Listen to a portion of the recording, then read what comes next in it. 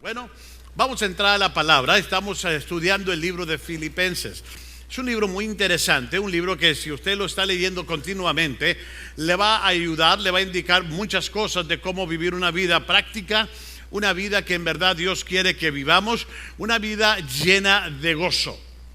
Y la razón que yo le nombré a esta lección que voy a darles a ustedes, cómo aumentar su gozo, porque Pablo nos da algunas cosas dentro del primer capítulo que le ayudan a estar gozoso, le ayudan a estar feliz a pesar de la situación que él está viviendo cuando escribe esta carta.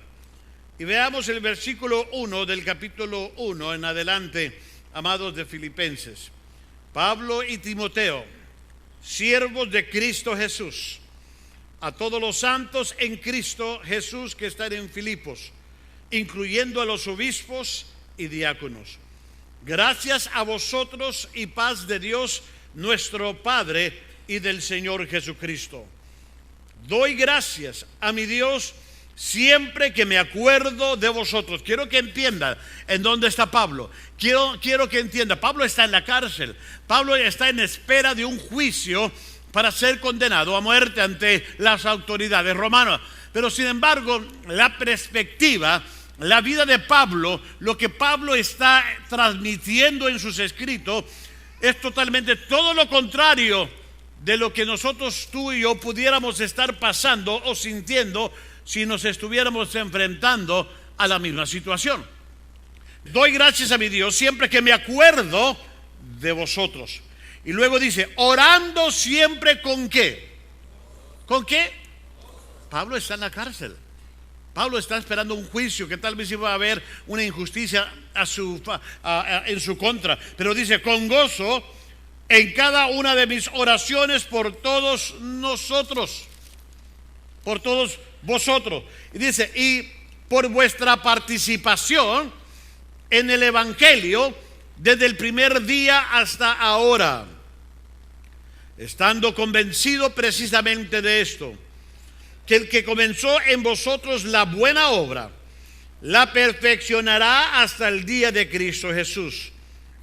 Es justo que yo sienta esto acerca de todos vosotros, porque os llevo en el corazón, pues tanto en mis prisiones como en la defensa y confirmación del Evangelio, todos vosotros sois partícipes conmigo de la gracia. Porque Dios me es testigo de cuánto os añoro a todos con el entrañable amor de Cristo Jesús. Y esto pido en oración, que vuestro amor abunde aún más y más en conocimiento verdadero y en todo discernimiento, a fin de que escojáis lo mejor. Y de esto voy a hablar un poquito la semana que viene, sabiendo escoger lo mejor. Pero ahorita Pablo hace hincapié sobre esto, dice, a fin de que escojáis lo mejor, dice, para que seáis puro e irreprensible para el día de Cristo, llenos del fruto de justicia, que es por medio de Jesucristo, para la gloria y alabanza de Dios. Cuando yo estudio esta epístola y en preparación a lo que quiero compartir con ustedes, a pesar de las circunstancias que Pablo estaba viviendo como prisionero de Roma, Pablo expresa un gozo increíble. Pablo está gozoso, podríamos decir así. 4 veces Pablo usa la palabra gozo o regocijaos. 4 veces gozo o regocijaos en el mismo capítulo primero. Simplemente está haciendo énfasis del gozo que debemos tener los cristianos. Ahora, el secreto del gozo de Pablo es porque él tenía una mente definida, tenía una mente simplemente sabiendo en lo que él había creído. No era un hombre de doble ánimo. Pablo no era una persona que decía, ahora sí quiero servir al Señor, mañana no. Hoy no me siento bien, mañana sí. Pablo sabía en todo tiempo cómo pensar y a quién servía. De ahí dependía el gozo de ese hombre, porque tenía una mente definida, sabía en qué estaba parado y en quién había creído. Pablo vivía para Cristo, él estaba definido. Él vive para Cristo, y no solo eso, Pablo, amado, no solo vive para Cristo y vive para el Evangelio. Mire, la palabra Cristo es mencionada 17 veces en el capítulo 1. En el capítulo 1, Cristo es mencionado por Pablo 17 veces. Y la palabra Evangelio en el capítulo 1, Pablo la menciona 6 veces. Así se fija el énfasis que él da, dónde está definido, quién es su Cristo, quién es sus buenas nuevas, que habla del Evangelio. Así que Pablo, aún en el versículo 21, ¿qué dice? Pues para mí el vivir es ¿quién? Y el morir, ¿qué era? Ganancia. Para él el vivir, estaba definido Pablo. Y el morir, ganancia. Y esto es importante porque voy a tocar este versículo la próxima semana, todavía más. Por eso no se me muera ni se me vaya antes de definirse de quién es su Cristo, quién es su Salvador. Pablo estaba diciendo, para mí, si yo vivo es para Cristo, si yo muero, gano, porque sé a dónde voy. Y eso era una firmeza que Pablo tenía. Ahora, ¿qué es una mente definida?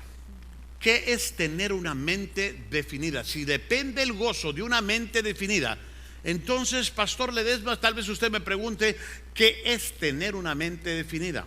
Qué bueno que me hizo la pregunta, porque se la voy a contestar. Aunque no lo haya hecho verbalmente, se lo voy a decir. Yo creo que el tener una mente definida es tener la actitud que dice, no importa lo que me suceda, tan solo que Cristo sea glorificado y el Evangelio compartido con otros. Fíjese lo que le estoy diciendo. No importa lo que me suceda, es lo que Pablo está diciendo, tan solo que Cristo sea glorificado y el Evangelio compartido. Eso es tener una mente definida. No importa lo que te suceda, no importa lo que esté pasando a tu alrededor, no importa las luchas que estés teniendo en tu vida, si Cristo va a ser glorificado en medio de esas luchas y el Evangelio va a ser compartido, porque tus vecinos, tus amigos, tus parientes lo van a ver y dice, wow, háblame de ese Cristo que tienes, porque te veo bien berrón en el nombre de Jesús. Y eso es lo que tienen que decir ellos. Wow, mira, este no lo tumba cualquier cosa. Ese es tener una mente definida. Ahora, Pablo estaba gozoso a pesar de sus circunstancias. ¿Por qué? Porque sus circunstancias le daban fuerzas. Las circunstancias que rodeaban a Pablo le daban fuerzas. ¿Para qué? Para el compañerismo del Evangelio. Él dice, yo disfruto todo lo que el Evangelio tiene que ofrecer y el compañerismo de él, para la promoción del adelanto del Evangelio, para guardar la fe del Evangelio. Él usa mucho la palabra compañerismo en esta carta. Ahora, la palabra compañerismo significa tener algo en común, armonía, es lo que quiere decir. Cuando hablamos el compañerismo del cristiano es tener algo en común. Cuando el cristiano tiene un compañerismo es porque tenemos algo en común. Cuando hablamos de armonía es que hablamos de compañerismo. Pero el verdadero compañerismo cristiano es más profundo que compartir una taza de café con un pedazo de pan. Porque muchas veces confundimos que ese es compañerismo, ¿no es cierto? Decir, bueno, vamos a tener compañerismo, ¿qué vamos a hacer? Una carne asada. No, eso es comer. Y a la vez platicamos del quien se deje. ¿Ok? Ese es comer carne ajena. Bien. Y le llamamos compañerismo. Le llamamos, bueno, invítame una taza de café y vamos a tener compañerismo. No. Bueno, ¿qué es lo que tienes en común? Tú vas a decir, pues la carne asada o la taza del café. Bueno, para el cristiano, amados, el tener compañerismo es porque debemos tener algo en común. Muchas veces pensamos que el compañerismo es darnos a conocer o tener una amistad con alguien. Pensamos que ese es compañerismo. Y no podemos tener un compañerismo con alguien a menos que tengamos algo en común. Y para el cristiano, Para el compañerismo cristiano, eso es poseer la vida eterna dentro de nuestros corazones. Las personas no conocen nada sobre el compañerismo del Evangelio a menos que hayan confiado en Cristo como su Salvador.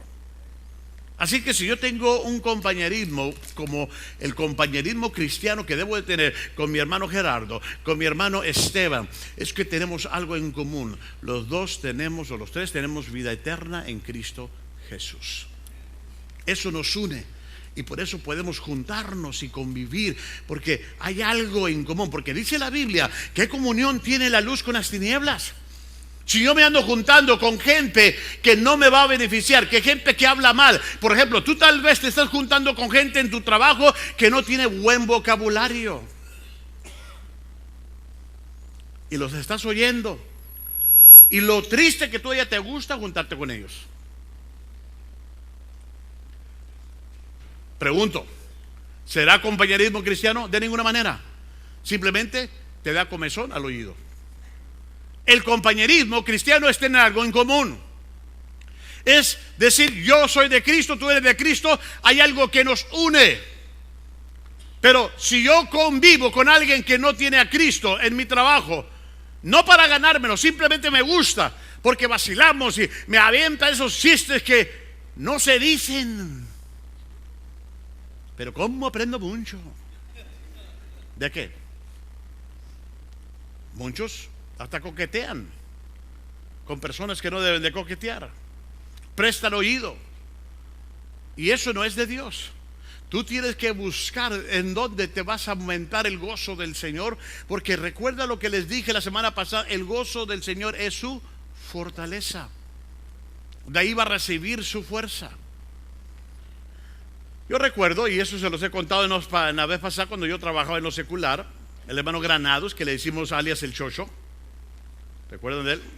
Que yo empecé la primera iglesia por él, porque de 10,000 personas, él me miraba como un bicho raro. Yo no hablaba como los demás, no pensaba como los demás, y yo tenía que mis 18 años, 19 años. Sin embargo, él dijo, ¿quién eres tú? O sea, ¿de dónde saliste? Y le hablé de mi fe y dijo, yo quiero conocer a ese Cristo. ¿Por qué? Porque yo estaba rodeado de gente que no respetaban la esposa del prójimo. Estaba rodeado de gente que apostaban su cheque cada viernes. Estaba rodeado de gente que simplemente quería la vida loca, y eso que todavía no la cantaba Ricky Martin. Sin embargo, por mis convicciones, por mi forma de formación que ya tenía, no era necesidad para mí hacer lo que ellos hacían para yo tener gozo. Y tuve que, amados, portarme de la manera en que era digno del Señor. Y un hombre le interesó y fuimos a hablarle de Cristo a él y a su familia, y de ahí empezó la primera iglesia. ¿Qué quiero decir con todo esto? Tú tienes que saber que tu gozo y tu vida en esta tierra depende mucho de con quién estés conectado, con quién te relacionas, con quién hablas. Por eso hay mucha gente en tu trabajo que te roba el gozo, te roba la alegría, te roba la paz. ¿Por qué? Porque no tienen nada en común. Y Pablo está dirigiendo esta carta para que tú y yo podamos entender esto.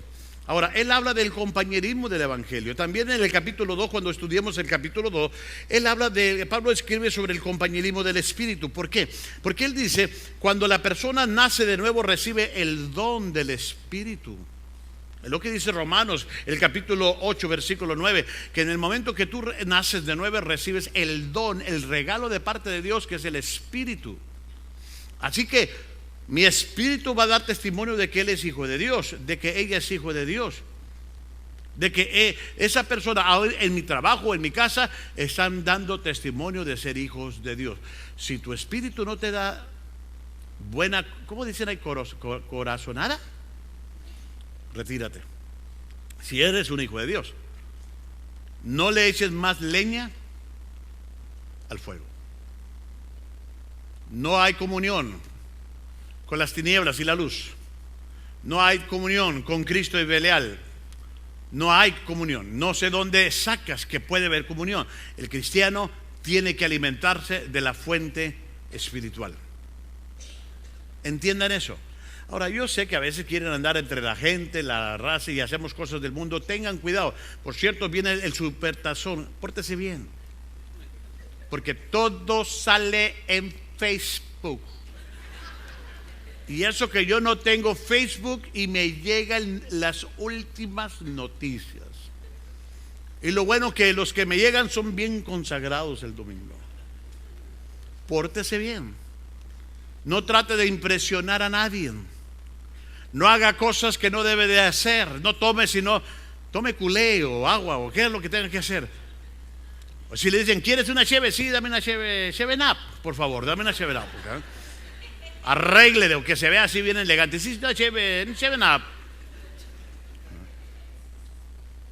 O pida leche, nada malo, con galletas. Oreos, de una vez. ¿Cómo va a engordar ese día? Pues vale más que engorde a sus anchas.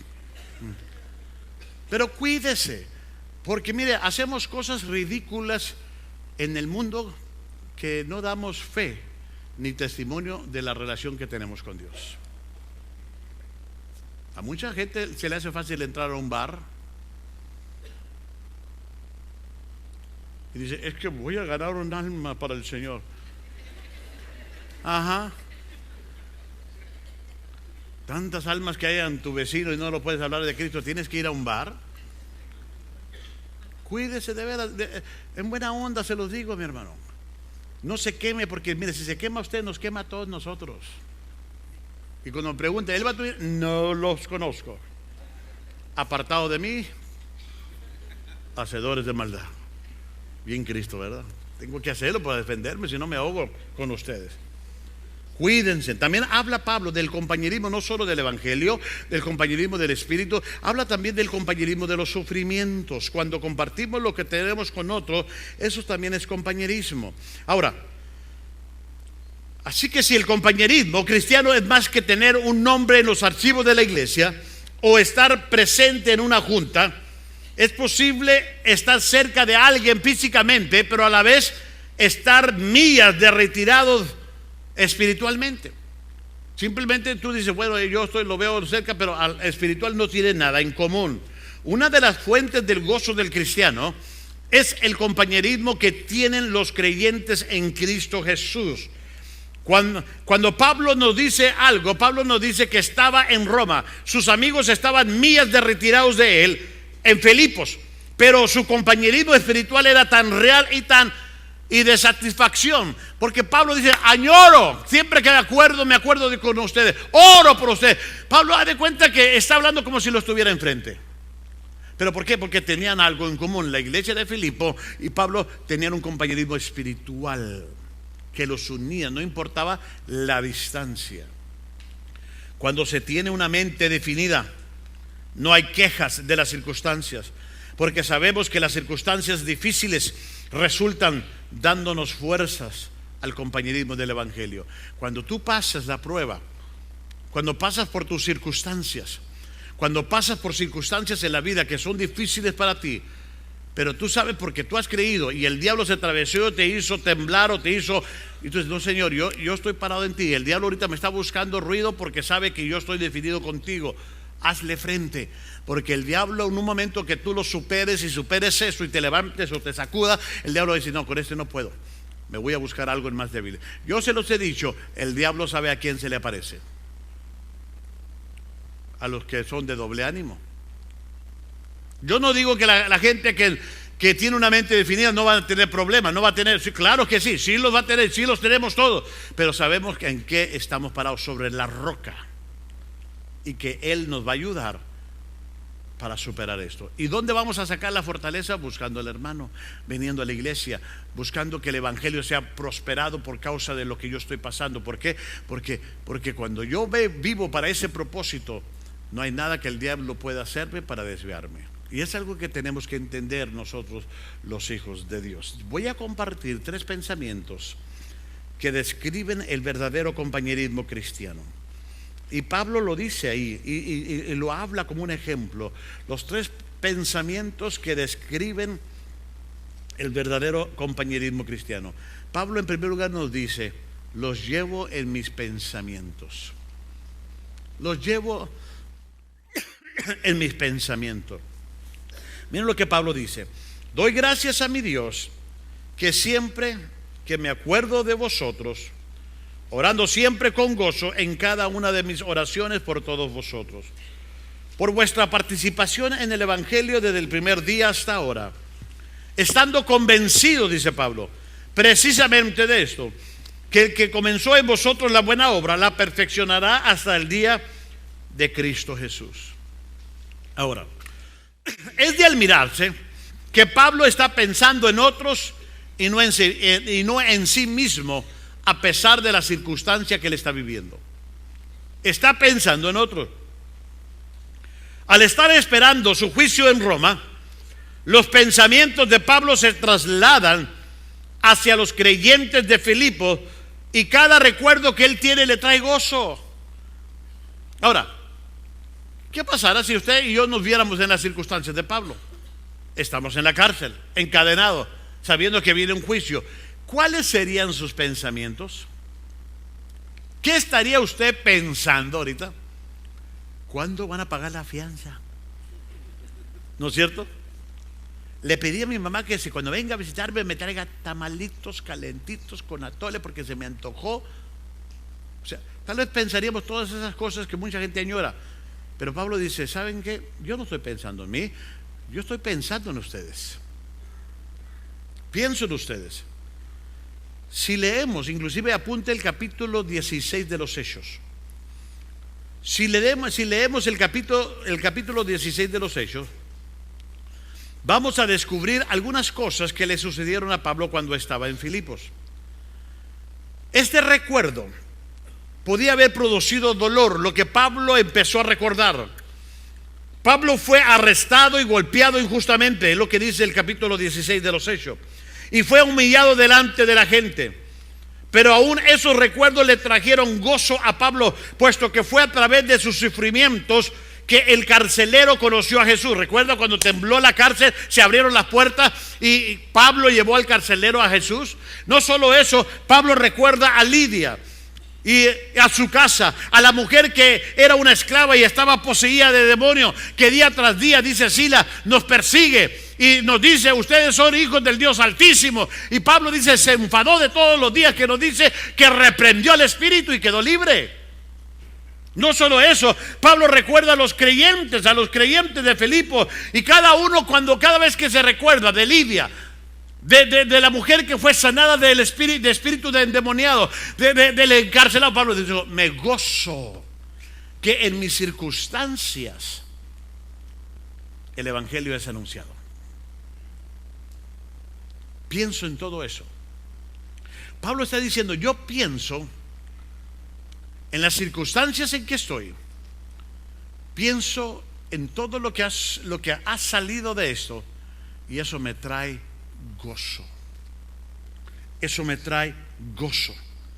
Ahora, posiblemente el versículo 5 del mismo capítulo 1 está hablando del compañerismo financiero de la iglesia de Filipos hacia Pablo, amado, porque habla de buenas obras. El versículo 5, las obras que ustedes, el cuidado, el preocuparse por nosotros, amado, y las buenas obras del versículo 6 puede estar refiriéndose al estar compartiendo sus bienes, porque dice: el que empezó la obra en nosotros también la va a terminar. Ahora, no nos saldríamos del tema si nosotros aplicamos el versículo 6 a la obra de la salvación y a la vida cristiana, porque no somos salvos por las buenas obras, pero en el momento que recibimos a Jesús, empezó una obra en nosotros. Empezó una obra. No somos salvos, voy a aclarar, nadie es salvo por buenas obras, por portarse bien, o porque diezma más, o porque nunca falla los domingos. No somos salvos. Miren lo que dice Efesios 2, versículos 8 y 9. Porque por gracia sois salvos por medio de la fe. Y esto no es de vosotros, pues es don, un regalo de Dios. No por obras, para que nadie ¿qué? Se gloríe. La salvación es las buenas obras que Dios hace en nosotros cuando confiamos en su Hijo Jesucristo. En Filipenses el capítulo 2 se nos dice que Dios confirma su obra en nosotros a través de su Espíritu. En otras palabras, la salvación incluye una obra triple. Yo voy a hablarle de la obra que Pablo está hablando, por eso se recuerda del trabajo que Dios está haciendo en la gente que Él le compartió a Cristo o que Él se ganó. Y yo voy a hablarle de la obra triple de la salvación que sucede en cada uno de nosotros. Por ejemplo, la obra que Dios, número uno, hace por nosotros. Esa es la redención. Esta es la etapa que cuando vinimos a Cristo, Cristo nos salvó. Ahí empezó la obra. En el momento que tú le diste tu vida, Gerardo y Cristina, a Jesús, ahí empezó la obra de ustedes. Ahora, no ha terminado, ni contigo ni conmigo hasta que no nos vayamos, porque ustedes empezaron después que yo, muchos años después, pero aún es la misma obra. Estamos bajo construcción.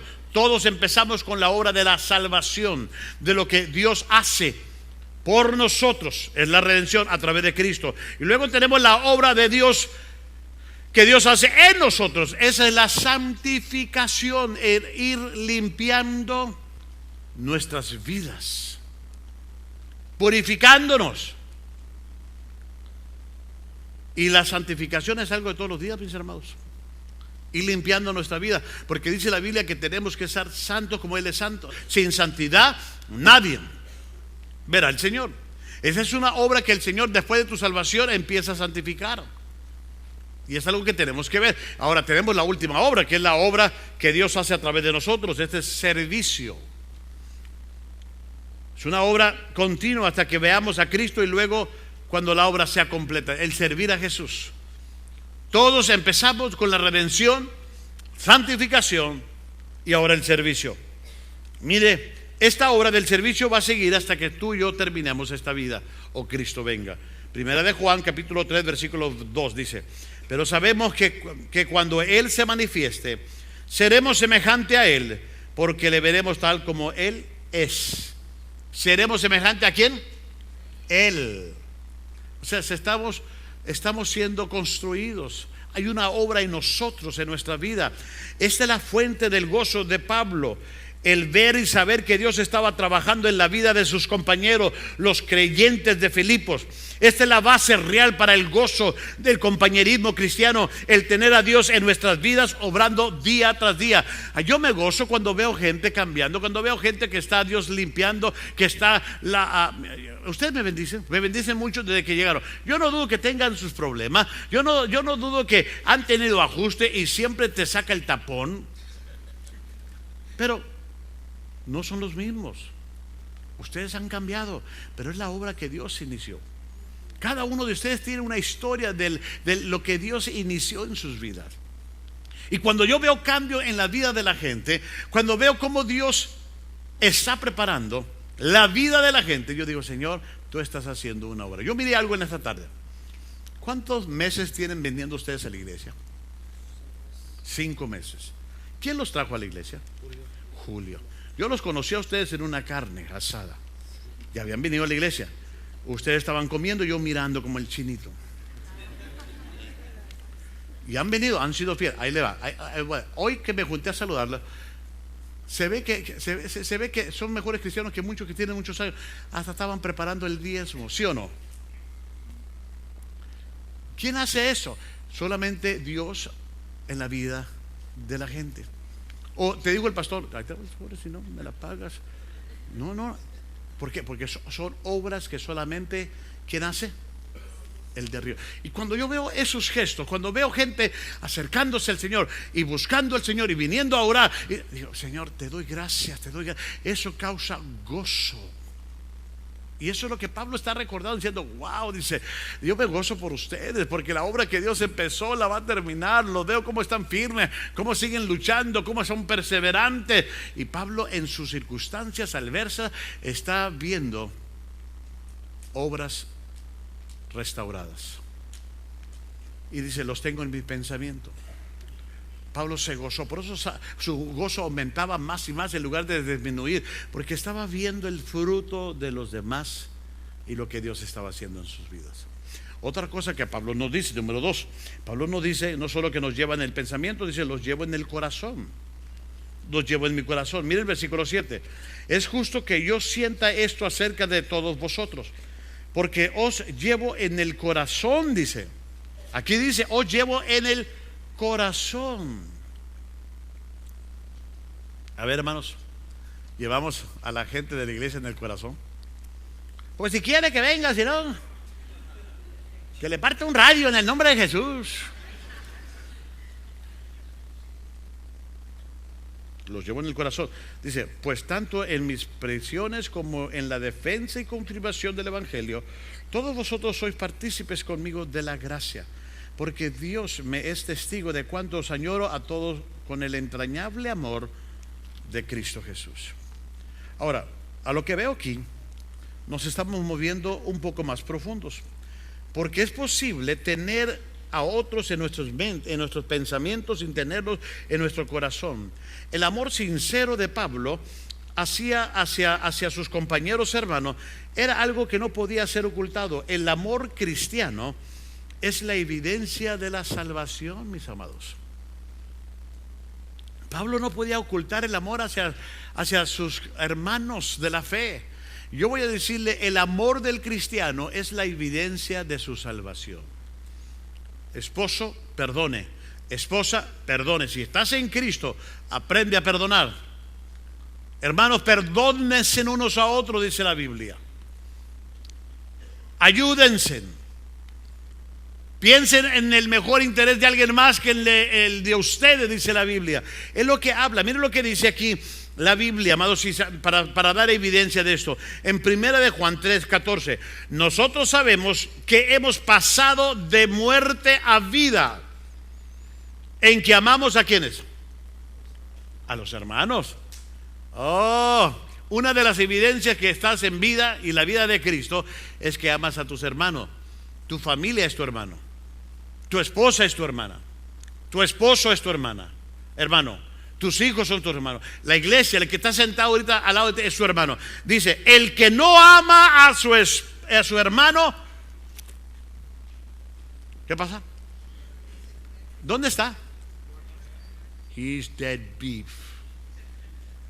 Está muerto. Una de las evidencias que tú vives en la vida es porque amas a tu hermano. Aunque tú digas, es que yo no siento amar a Jorge. Who cares? Tú decídelo amar. Y dile al Señor, por fe lo voy a amar. Este es un chico difícil de amar, pero lo voy a amar en el nombre del Señor. Estoy usando un ejemplo, no es un chico malo, ¿eh? Chico malo, chico malo.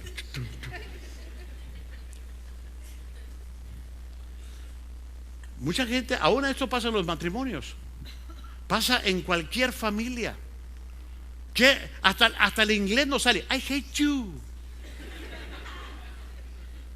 ¿Por qué? Porque nos tienen hasta el copete. Dice la Biblia, una de las evidencias que has pasado de muerte a vida es que ames a tu hermano. Pablo dice, yo los amo de corazón. Yo los amo de corazón. Y eso es algo que tú y yo tenemos que aprender. Ahora, ¿cómo es que Pablo evidenció su amor hacia la iglesia? Bueno, en primer lugar porque él sufrió por ellos. Número uno, él sufrió por ellos. Y miren lo que dice el versículo 1 de Efesios 3. Por esta causa yo, Pablo, prisionero de Cristo Jesús, por amor de vosotros los gentiles, porque decidió predicar el evangelio a los gentiles, se metió en problemas. Se metió en problemas. Él sufrió por la iglesia, por amor a vosotros, dice, por predicar el evangelio. De esa manera Pablo dio evidencias del amor que él tenía. No solo eso, número 2, él tendría un juicio que beneficiaría a los cristianos.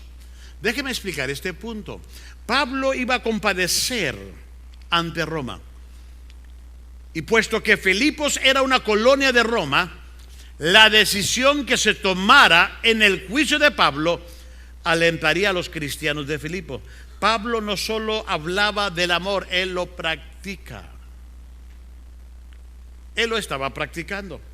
Así que esto es importante de entender y de asimilarlo.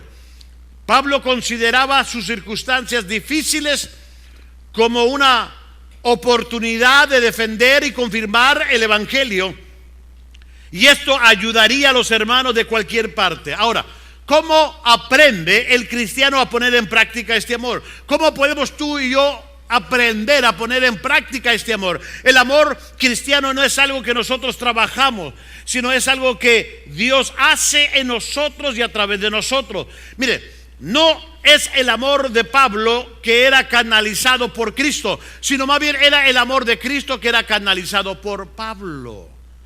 O sea, es el amor de Cristo. Yo por mis fuerzas no tengo la capacidad de amar, pero si estoy en Cristo, su amor fluye a través de mí para poder amar. Por eso Pablo está diciendo en Cristo, en Cristo, en Cristo, porque él sabía que la estampa de su amor estaba pegada a Cristo. Tú puedes amar a tu prójimo, tú puedes amar a tus hijos, tú puedes amar a tu esposa, tú puedes amar a tu esposo, tú puedes amar a todo el ser humano, aún el más difícil de amar, pero si el amor de Cristo fluye a través de ti.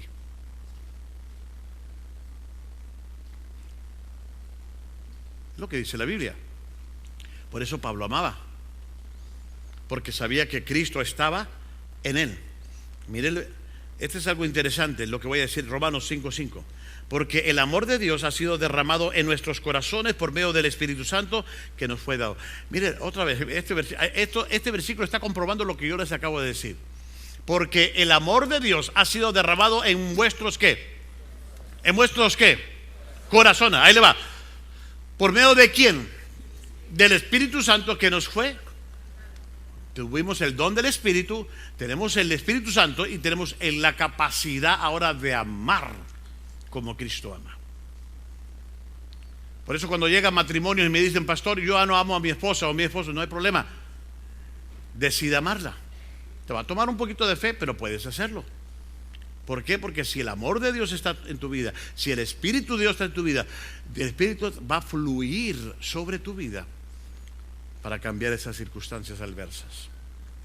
Ahora, si esperas amar o amarse unos a otros como se conocieron, por favor, esas mariposas ya murieron. Ahora son garrapatas y todo lo demás. No os hagáis. Porque dice, es que ya no sientes lo mismo, ni lo vas a sentir. ¿Verdad que cuando estaban enamorados, verdad que recitabas mucho a cantares de los cantares? Amado mío, amada mía, corre hermosa mía. Y ahora ya después de años de casado, ¿qué recitas? Apocalipsis, ahí viene la bestia, mira, 4 cabezas, mira, todo cambia. Mas Dios no cambiará. Así que no espere amar como amaba antes. Ame en el amor que Cristo nos da. Porque de todos modos, mire, ¿a poco no vamos cambiando? Nuestro cuerpo va soltándose, por no decir otra cosa. Y ya cuando vemos los cuerpos soltándose, ¿no le ha pasado que usted llegamos el domingo y ya llegamos a desparramarnos, a quitarnos la faja? Y todavía queremos que nos amen. Porque ya es la realidad de las cosas. Pero ahí sí si tu esposa o tu esposo está ahí contigo después de muchos años, después de que todo está desparramado, en verdad que te ama. Así que dele gracias a Dios, Señor, gracias por esta mujer que me ama. Ahí sí creo que es el amor ciego, hermano. Gloria al Señor. Ese es el amor que Dios nos da. Cuando dejamos que Dios obre en nosotros, entonces creceremos en nuestro amor los unos por los otros. Pablo amaba, Epafrodito amaba. Pablo se angustió aun cuando Epafrodito se enfermó y no podía regresar. Ese es el amor que se tenía, se preocupaba. Era un amor que se preocupaba. Miren lo que dice Primera de Juan 3:18. Hijos, no amemos de palabra ni de lengua, sino de hechos y en. Porque de lengua, mire, yo me aviento 4 taquitos sin cebolla. Aleluya. Con tortilla de maíz recién hechas. Una salsita verde. No. Es bíblico, aquí dice también lengua, ¿no? Otra evidencia del amor es una buena voluntad para perdonar a otros. Porque si usted ama, va a perdonar, no importa lo que le hagan. Miren lo que dice 1 de Pedro 4:8. Sobre todo, ser fervientes en vuestro amor los unos por los otros. Pues el amor, ¿qué cubre? Multitud de pecados. Cuando tú amas por fe y dejas que el amor de Dios y del Espíritu Santo fluya sobre tu vida, la Biblia dice que vas a cubrir multitudes de pecados. Y eso es lo que tenemos que practicar. Mire, cuando tomamos decisiones correctas, con una mente definida, el gozo va a ser más pleno para nosotros. El cristiano que practica el amor siempre experimenta el gozo. ¿Sabía usted que el cristiano que practica el amor siempre experimenta el gozo? ¿Sabe por qué? Porque el amor y el gozo es el resultado de la presencia del Espíritu Santo en su vida. Miren lo que dice Gálatas 5:22. Mas el fruto del Espíritu, ¿qué es? ¿Y luego qué es? Cuando ama quiere decir que le sigue ¿qué? El gozo. Fíjese, va en ese orden. El Espíritu es lo que te está diciendo. El fruto del Espíritu primero es ¿qué? Amor. Y cuando amas, ¿qué viene? Gozo. Y después se va todo lo demás. Por eso es importante entender este principio para mejorar en nuestra relación con Dios. Pablo nos dice, los llevo en mis pensamientos, los llevo en mi corazón. Y luego nos dice, número 3, los llevo en mis oraciones. De ahí aumentaba su gozo constantemente, el gozo de Pablo. Mire el versículo 9. Y esto pido en oración. Fíjese lo que dice, y esto pido. Ahí está la clave de este punto. Y esto pido en oración. Que vuestro amor abunde aún más y más en conocimiento verdadero y en todo discernimiento, a fin de que escojáis lo mejor para que seáis puro e irreprensible para el día de Cristo, lleno del fruto de justicia que es por medio de Jesucristo, para la gloria y alabanza de Dios. Pablo encontró gozo al recordar a sus amigos de Filipos y al ver que su amor crecía por ellos constantemente. También encontró gozo al recordarles delante de la gracia de Dios. Dice, oro por ustedes, oro por ustedes. Mire, cuando yo estaba leyendo esta porción, eso me hace recordar a los sacerdotes del Antiguo Testamento. Ellos usaban un vestuario especial. Y ese vestuario era un efod. Efod, así sí, ¿verdad? Ahora, déjenme decirles esto. El efod es una parte de la vestidura que era puesta sobre el pecho, cerca del corazón. El efod tenía 12 piedras con los 12 nombres de cada tribu. Simplemente el sacerdote estaba diciendo, llevo en mi corazón lo que Dios tiene en su corazón, esas 12 tribus. Y Pablo está haciendo lo mismo, dice, los llevo en mi corazón. Estoy orando, intercediendo por ustedes. Y la oración de Pablo por la iglesia era para que fuese madura, para que creciera. Y yo voy a darles 4 maneras para madurar el amor en el amor cristiano. Si usted quiere saber cómo madurar, estas son las maneras de madurar en el amor cristiano. Número 1, un amor abundante. Tiene que ser un amor que abunde, no un amor sin límites. Miren lo que dice, y esto pido en oración, que vuestro amor abunde aún que más, que vaya creciendo. Tu amor tiene que crecer. Tu amor tiene que crecer hacia tu prójimo, hacia Dios, a tu marido, a tu esposa, a tu familia, a tu papá. Tiene que crecer, dice que abunde más. Tiene que ser un amor abundante. Segundo, tiene que ser un amor con discernimiento. Número 2, que sea un amor con discernimiento. Mire el versículo 9. Más en conocimiento verdadero y en todo discernimiento, a fin de que escojáis lo mejor. El discernimiento, cuando tenemos amor y sabemos discernir, podemos escoger lo mejor. Tomar decisiones correctas. Pablo quería que sus amigos crecieran en discernimiento para que así pudieran escoger lo mejor. Mire, la habilidad de distinguir es una señal de madurez. Y nosotros los cristianos tenemos que empezar a usar el discernimiento espiritual. Y tenemos que crecer. Para eso tenemos que llenarnos del amor de nuestro Señor Jesucristo. Número 3, un amor con carácter. Un amor con carácter. Porque dice el versículo 10, para que seas puro e irreprensible para el día de Cristo. La palabra puro o sincero es sinónima.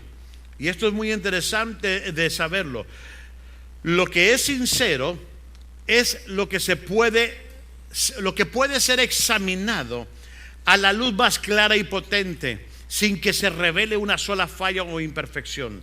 Así que el lenguaje de Pablo viene de la práctica de exponer la tela. Es como agarrar una tela y decirla, voy a ver si esta tela no tiene falla, y la pone usted en contra del sol para ver la tela que no tenga fallas. Bueno, eso es tener sinceridad o ser puro. Ahora, le voy a decir algo también que se acostumbraba. Se hacían vasijas de barro, y muchas decían sincero, no la forraban con una cera. Le voy a decir por qué. Porque muchas en el proceso de ir formándose se lastimaban. Se podrían rajar o rayar, fracturar, ¿así o qué? Cuartear. ¿Es el correcto, Víctor? Rajar. Bueno, y como no querían desperdiciar el negociante eso, usaba una cera especial para cubrir eso. Las genuinas decían sin cera, o sea, está libre de daños, de tachas. Esa es la palabra, sincera. Nosotros tenemos que tener un testimonio, que nuestro amor crezca en el carácter de que seamos sinceros, que no estemos de hipócrita, que no tengamos una máscara. Y eso es importante entender del cristiano, porque hay cristianos que no son sinceros. Dice irreprensible, la palabra sin ofensa. Y eso describe el carácter del hombre que camina sin tropezar, que supera los obstáculos por inesperado que sean. Yo no digo que no vas a tener defectos, todos los tenemos, pero de lo profundo del corazón se dejan sentir los frutos del cristiano. Y tenemos que vivir de la manera que a Cristo le agrada. Y luego, número 4, tenemos que madurar en el amor, que sea un amor para servir. Para servir. Hay gente que no quiere servir, y mucho menos en la iglesia. Ponen pero. Batallamos con guardería. Al contrario, hay gente que quiere correrle de ahí. Estacionamiento. No, dice, no, yo no aguanto esos aleluyas. Y eso que tenemos amor. ¿Te cuesta servir un servicio por mes ministrándole a los niños? Ahí se refleja el amor que tienes, está bien. Tú tienes que tener un amor en lo que haces, en tu servicio a Dios. Miren lo que dice aquí: llenos del fruto de justicia, que es por medio de Jesucristo, para la gloria y alabanza de Dios. Pablo deseaba que la iglesia de Filipenses estuviera llena y con frutos. Él no estaba interesado simplemente en las actividades de la iglesia, sino que él se interesaba en el fruto espiritual que es producido cuando estamos en compañerismo con Dios. Cuando tú vives un compañerismo con Dios, tú vas a dar frutos que reflejen la gloria de Dios en tu vida. Juan 15:4 dice: permanezcan en mí y yo permaneceré en ustedes. Así como ninguna rama puede dar fruto por sí misma, sino que tiene que permanecer en la vid, así tampoco ustedes pueden dar fruto si no permanecen en mí. Bueno, este es el verdadero compañerismo cristiano. El tener algo en común y más profundo que simplemente una amistad. Pablo dice: los llevo en mis pensamientos. Pablo dice aquí: los llevo en mi corazón. Pablo dice: los llevo en mis oraciones. Este es el tipo de compañerismo que produce gozo. Y son aquellos que tienen una mente definida los que solamente pueden producir ese gozo. ¿Qué te da alegría a ti? ¿Para qué vives? Y esa es una de las cosas que vamos a descubrir el próximo miércoles. Si no, repase este CD, cómprelo, repáselo, para que lo pueda asimilar, lo pueda desmenuzar en su vida, y así usted pueda poner en práctica estos principios, y que sea un gozo el poder hacerlo. No una carga, no otro servicio más, sino vengo con gusto y con placer para adorar a mi Dios y servirlo. Tu gozo depende de la mente definida que tengas por Cristo Jesús. Ya no camines en doble ánimo. Ya no digas ahora sí, ahora no. Decídete y haz las cosas que tienes que hacer.